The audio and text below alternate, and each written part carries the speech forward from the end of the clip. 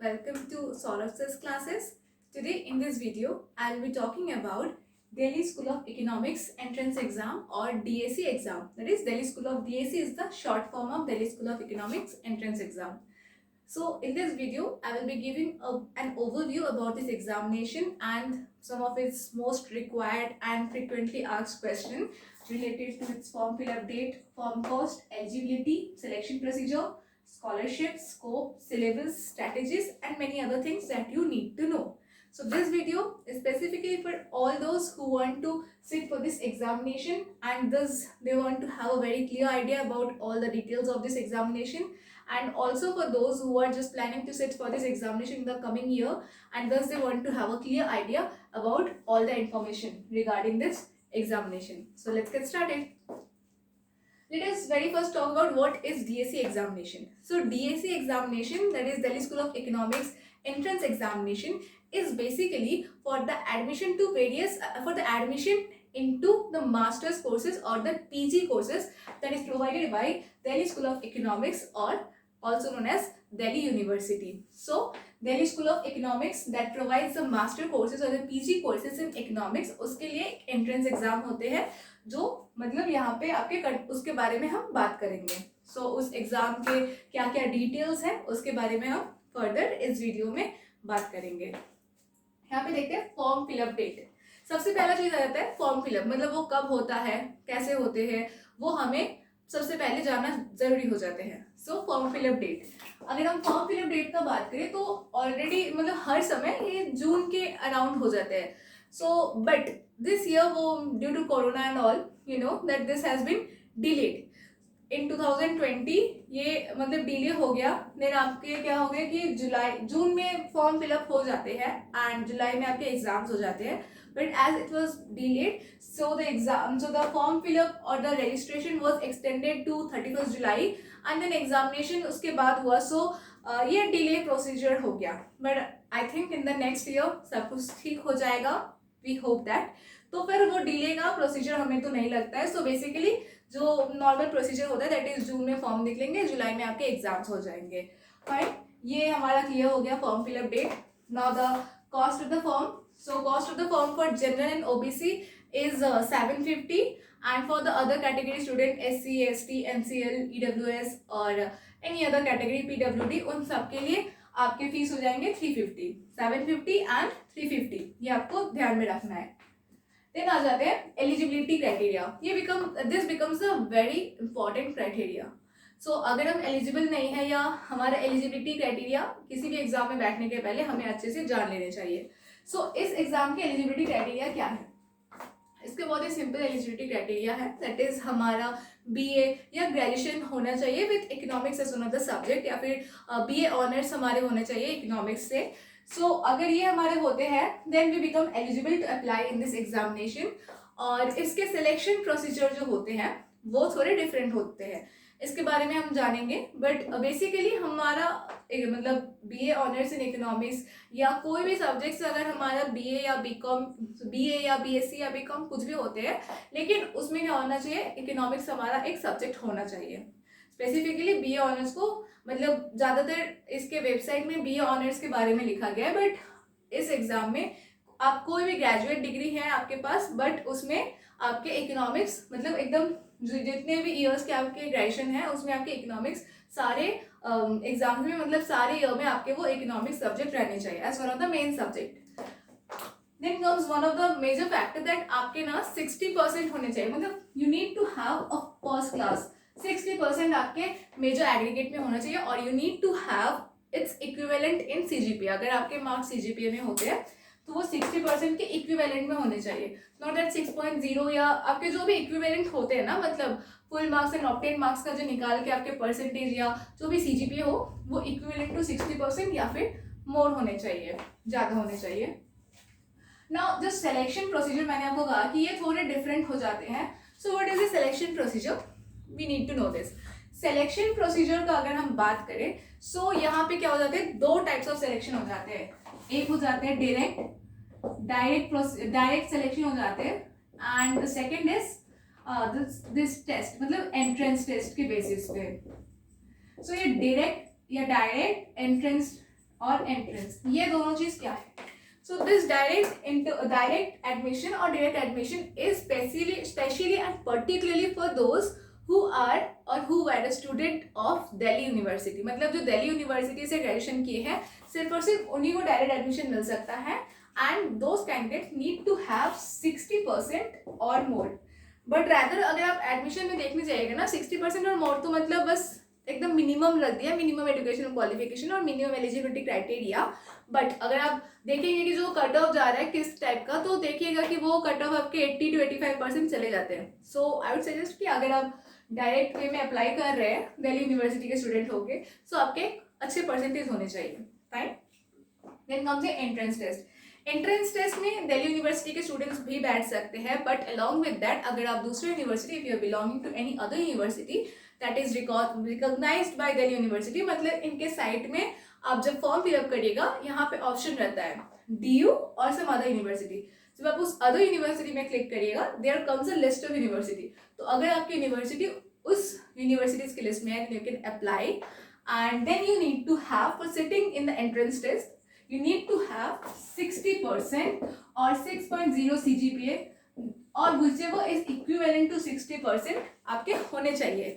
Then आपके जो 60% वो भी विदाउट राउंडिंग ऑफ, मतलब you can not just round it off to nearest thing, like if you have got 59.99% and you rounded off to 60%, this can not be accepted. You need to have a proper 60% और more than that for becoming eligible. So अगर आपको entrance test में बैठना है और आप दूसरी university से है, सो आपके 60% होने चाहिए, देन ही आप एग्जाम में बैठने के लिए मतलब देन आप एलिजिबल हो जाते हैं।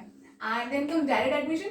डायरेक्ट एडमिशन में भी आई वुड सजेस्ट दैट आपके अगर 60% है, आप डायरेक्ट एडमिशन के लिए एलिजिबल हैं, बट अगर आपको लगता है कि आपके परसेंटेज मतलब 80 या 85 के अबव है ना, then you go for direct admission, तो आपको डायरेक्ट विदाउट एडमिशन टेस्ट के मिल जाएगा।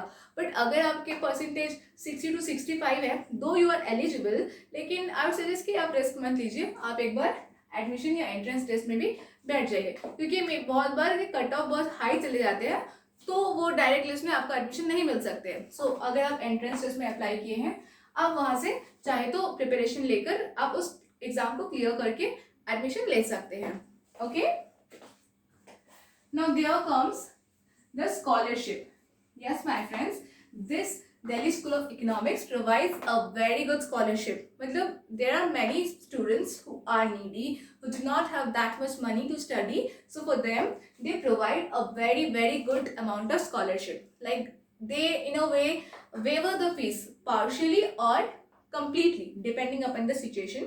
So अगर आप मतलब poor background या आपके background अगर financially उतना strong नहीं है, तो you need to fill up a form और वहाँ पे आपको अपने नेसेसरी डिटेल्स देने पड़ेंगे, like annual family income and the circumstances, जिसमें कि मतलब आपको प्रॉब्लम्स है या आपके प्रॉब्लमेटिकल सर्कमस्टेंसेस जो है वो आपको डिटेल वे में वहाँ पे बताने पड़ेंगे, and then the university will look into it, and वो लोग मतलब फैक्ट्स चेक करते हैं, क्योंकि बहुत सारे आजकल स्कैम्स हो रहे हैं, सो इसलिए वो लोग उसे ठीक से चेक कर लेते हैं, और आपका वो सब डिटेल्स अगर सही निकलता है then you become eligible for scholarship. Then according to depending upon your situation, they waiver the fees partially किसी केसेस में, और किसी केसेस में वो लोग full fees waiver कर देते हैं। Then comes other kind of scholarship. Other kind of scholarship में क्या हो जाता है, they give the scholarship based on your merit. मतलब अगर आपके फर्स्ट मतलब मेरिट मतलब अगर आपके स्कोर्स या जो आपके परफॉर्मेंस हो रहे हैं वो बहुत ही अच्छे हो रहे हैं, you are keeping a very good performance, then you become eligible for getting दो स्कॉलरशिप। बहुत सारे स्कॉलरशिप है, जैसे कि AN राम स्कॉलरशिप जिसमें कि आपको 1200 रुपीज़ पर मंथ मिलते हैं, या मनमोहन सिंह स्कॉलरशिप जिसमें आपको 5000 rupees per month and 7500 rupees per annum मिलते हैं। ओके, सो इस टाइप के बहुत सारे स्कॉलरशिप है। एक स्कॉलरशिप आपके लेट प्रोफेसर तेंदुलकर जी के ऊपर में भी है, उसके लाइक उसके स्कॉलरशिप का अमाउंट अभी तक डिसाइड नहीं हुआ है, but that is going to be decided soon. So इस टाइप के बहुत सारे स्कॉलरशिप हैं, so you try to keep your performance very well, then you become eligible for दो scholarships. So this are in a way this scholarship for merits is in a way encouraging the students to perform well, to do well. Now comes the scope. This is one of the very important thing. Like हम जब कहीं भी apply कर रहे हैं या कहीं भी हम किसी भी एग्जाम्स में जा रहे हैं, कोई भी चीज़ हम पढ़ रहे हैं, whenever we are studying anything, we have some future prospects in our mind, we have something like इसे करके हमें क्या मिलेगा या हमारे फ्यूचर में क्या स्कोप्स है, क्या करियर बन सकता है इससे। This all things we keep in our mind. So before sitting for this examination or before getting admission into this course, we need to know what are the scopes of this. I promise you that this school, Delhi School of Economics, PG courses of economics, provides a very very good scope in your future. मतलब यहाँ पे ना इसके जो main website है, इस main website में clearly लिखा हुआ है that upon the completion of this course, the students are given the opportunity to get placed in very highest and prestigious institutes और organizations। जैसे कि बहुत सारे प्राइवेट सेक्टर, पब्लिक सेक्टर में कैंडिडेट्स काम कर रहे हैं। मतलब इनफैक्ट बहुत सारे केसेस में ऐसा देखा गया है कि they are in the 4th semester, they are not yet completed this semester, but they are placed in various organisations और वेरियस प्रेस्टिजियस इंस्टीट्यूशंस, जैसे कि World Bank, Citibank, Royal School of or Royal Bank of Scotland and many other prestigious City Bank, ICICI Bank, then बहुत सारे ऐसे prestigious institutions हैं जहाँ पे कि मतलब इन लोगों को मतलब प्लेस किया जाता है, वो they get placed. And moreover even अगर आप यहाँ से इकोनॉमिक्स करके पास आउट होते हैं देन आप मतलब बहुत सारे जैसे कि बहुत सारे कैंडिडेट्स हैं जो यहाँ से पढ़ के finance department of in the government of India they are working. So this provides a very very good scope in your career and not only within job prospects but अगर आपको research में भी आगे जाना है then यहाँ से बहुत अच्छे स्कोप मिलते हैं। Like there are many candidates, आप मेन वेबसाइट भी पढ़ सकते हैं, वहाँ पे भी लिखा हुआ है कि बहुत सारे कैंडिडेट्स हैं जिनको मतलब स्कोप मिलते हैं to get fellowship in research from foreign universities also, जैसे कि Yale University, Chicago, Washington, Princeton, Kingston, बहुत सारे ऐसे यूनिवर्सिटीज़ हैं जहाँ से कि मतलब इन्हें ऑफर मिलते हैं for getting the fellowship in research. So आपके स्कोप के लिए आपको कोई टेंशन नहीं करना। अगर आप इसमें एनरोल हो जाते हैं या you get admission in this, so trust me your career gets completely set, आपके करियर सेट हो जाते हैं। In fact we have a rich history जहाँ हमारे स्टूडेंट्स ये एग्ज़ाम क्लियर करके इस दिल्ली स्कूल ऑफ इकोनॉमिक्स में इकोनॉमिक्स लेकर पढ़े हैं and now they are working at a very highest institutions. Like one of our candidates जो कि हमारे यहाँ से पढ़ के गए हैं वो आरबीआई में काम करते हैं, मतलब आरबीआई की एक हाईएस्ट पोजीशन पे है। So this gives us immense happiness. मतलब ये सब चीज़ें हमें आपको कह के ना बहुत खुशी मिलती है because your success is our success. हम मेहनत कर रहे हैं, हम आपको हेल्प प्रोवाइड कर रहे हैं just to see your success. Fine. Now let's come to syllabus. Of course, syllabus is one of the most important thing. मतलब आप अगर किसी भी एग्जाम्स के बारे में पढ़ रहे हैं तो सिलेबस तो आपको अच्छे से पता होने ही चाहिए। मतलब सिलेबस अगर आपका क्लियर रहेगा आपके दिमाग में देन ऑफ कोर्स आपका कोई भी एग्जाम क्लियर करने से आपको कोई रोक नहीं सकता। सिलेबस आप हमेशा ट्राई करिए कि आपको सिलेबस का पूरा अच्छे तरीके से जानकारी है। सिलेबस में आपके इकोनॉमिक्स रिलेटेड ही मतलब चीज़ें रहेंगी जो आपने ग्रेजुएशन में पढ़े हैं, जैसे कि आपके micro economics, macro economics, mathematical economics. तो ये सब चीज़ें जो कि मतलब इकोनॉमिक्स से रिलेटेड चीज़ें हैं वो सब आपके सिलेबस में रहेंगे। जो आपने मतलब ग्रेजुएशन लेवल में पढ़े हैं वही चीज़ें आपके यहाँ पे रिपीट किए जाएंगे, बट ऑफकोर्स इसका लेवल थोड़ा सा एडवांस रहेगा।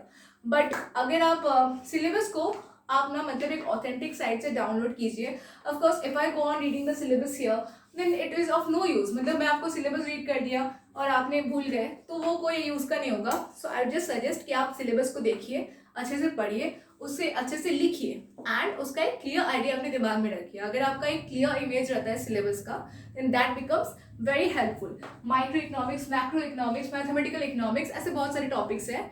ये बहुत सारे ब्रॉड टॉपिक्स हैं। इन ब्रॉड टॉपिक्स के अंदर ना आपको बहुत सारे सब टॉपिक्स मिल जाएंगे। सो उन सब टॉपिक्स को भी आपको अच्छे से पढ़ना है।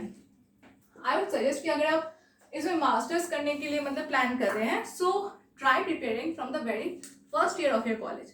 मतलब क्या है ना, फर्स्ट ईयर ऑफ कॉलेज में अगर आप प्रिपेयर करना स्टार्ट करते हैं देन आप देखेंगे कि सिलेबस जो है इस एग्जाम का एंड आपके जो ग्रेजुएशन के सिलेबस है उसमें बहुत ही ज़्यादा कोऑर्डिनेशन आपको मिल जाएंगे। सो आप ना उसे कोऑर्डिनेट करके आगे बढ़ पाएंगे। That will be easier for you. उससे क्या होंगे आपके मतलब स्टेप बाय स्टेप आपके कॉन्सेप्ट्स क्लियर होते जाएंगे एंड एज आपके step by step concept clear होंगे तो आपके मतलब यहाँ पे जब आप मेन एग्जाम में बैठेंगे, एंट्रेंस एग्जाम में या डायरेक्ट एडमिशन भी लेते हैं तो आपको मतलब डायरेक्ट एडमिशन में तो आपको कोई मेहनत करना नहीं है, बस ग्रेजुएशन में अच्छे स्कोर करने if you are from Delhi university.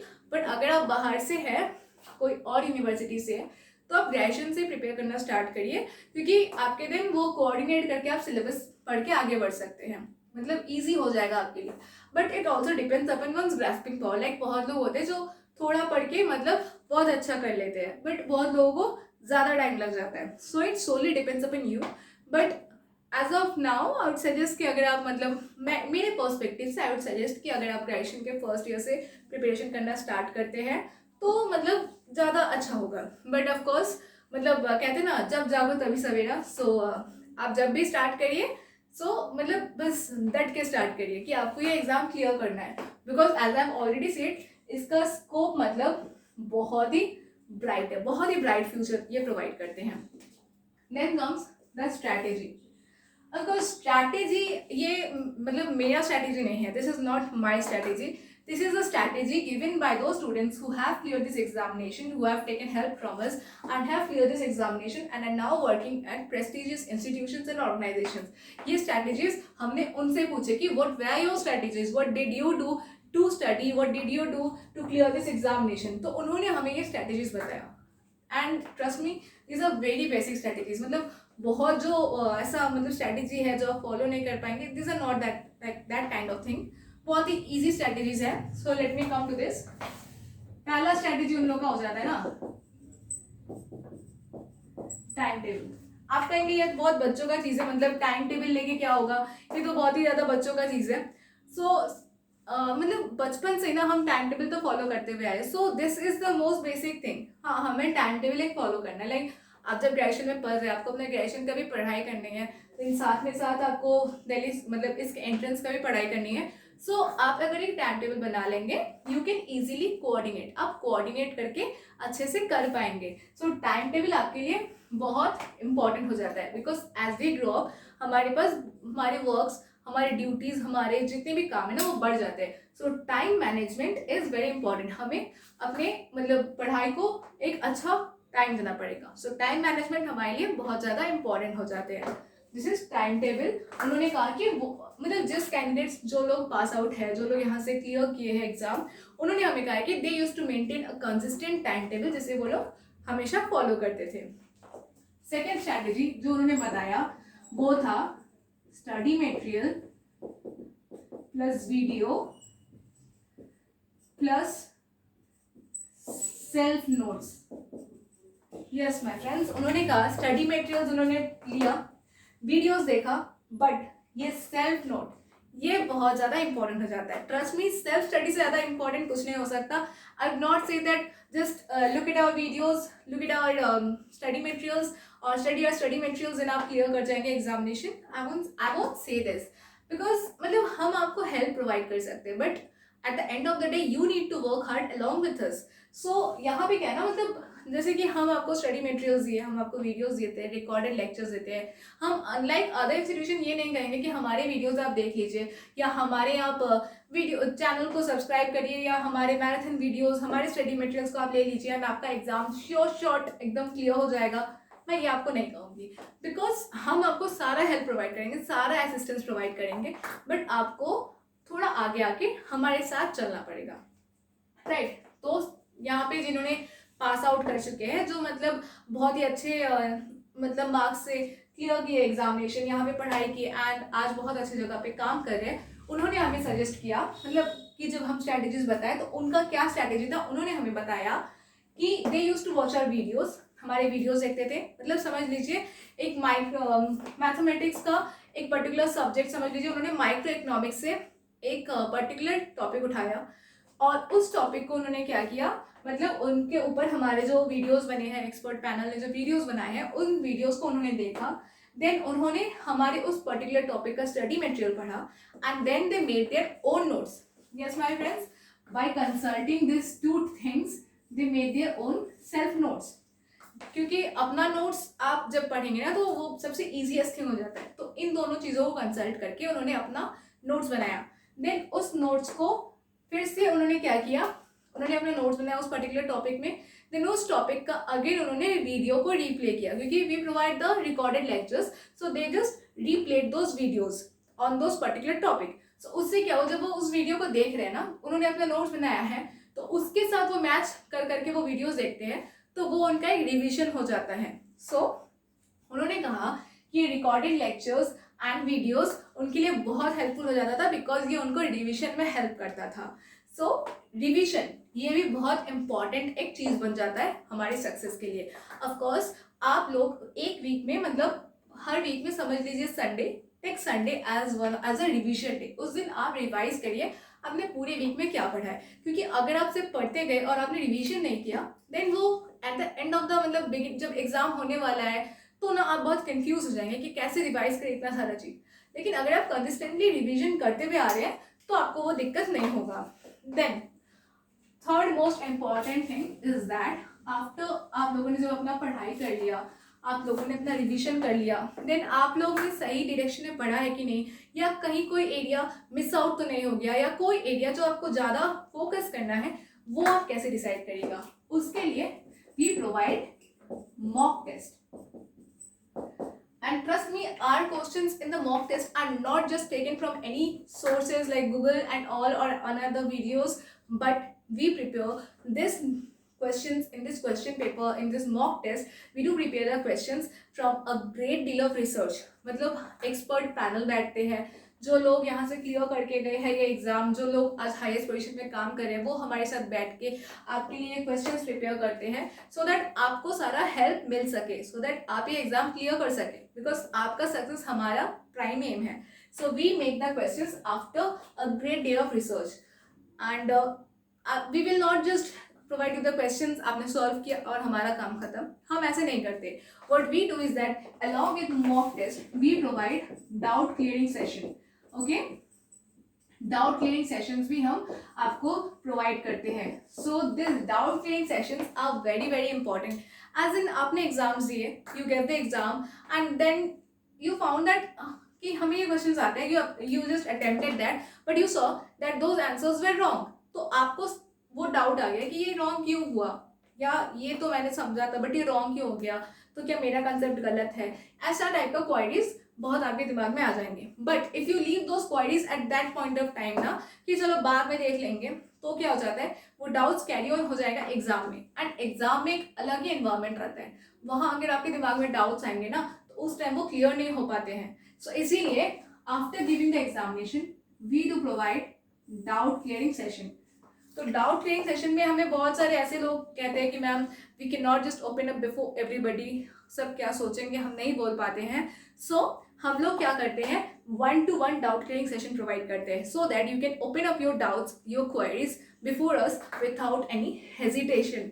सो हम 1-to-1 doubt clearing session provide करते हैं। आपने मॉक टेस्ट दिया, उसके बाद आपको क्या डाउट्स हो रहे हैं, क्या क्वेरीज हो रहे हैं, इनफैक्ट हमारे एक्सपर्ट पैनल आपसे बात करते हैं, सो दैट आपको किस टाइप का और हेल्प चाहिए, कैसा असिस्टेंस चाहिए, क्या क्या और आपको चाहिए जो हम आपको प्रोवाइड कर सकते हैं, सो दैट हम आपको वो हर चीज़ दे सके जो आपको लगेगा for getting success in this examination, because हमारा प्राइम एम हो जाता है कि हम आपको सारा हेल्प प्रोवाइड करें। So I hope this video was helpful, जहाँ मैंने ट्राई किया कि आपको इन सब के बारे में सारा इन्फॉर्मेशन मैं डिटेल में प्रोवाइड कर सकूँ। If you need any other help please do contact Saurabh sir's class www.saurabhsarclasses.com। और अगर आपको और भी कोई हेल्प चाहिए या आपका इस वीडियो से कोई डाउट्स या कोई क्वेरीज रहते हैं, then please do comment and let us know, will try to reach to all of you and answer your queries, because our prime motto is to provide you all the help that you need. Tata, take care, goodbye.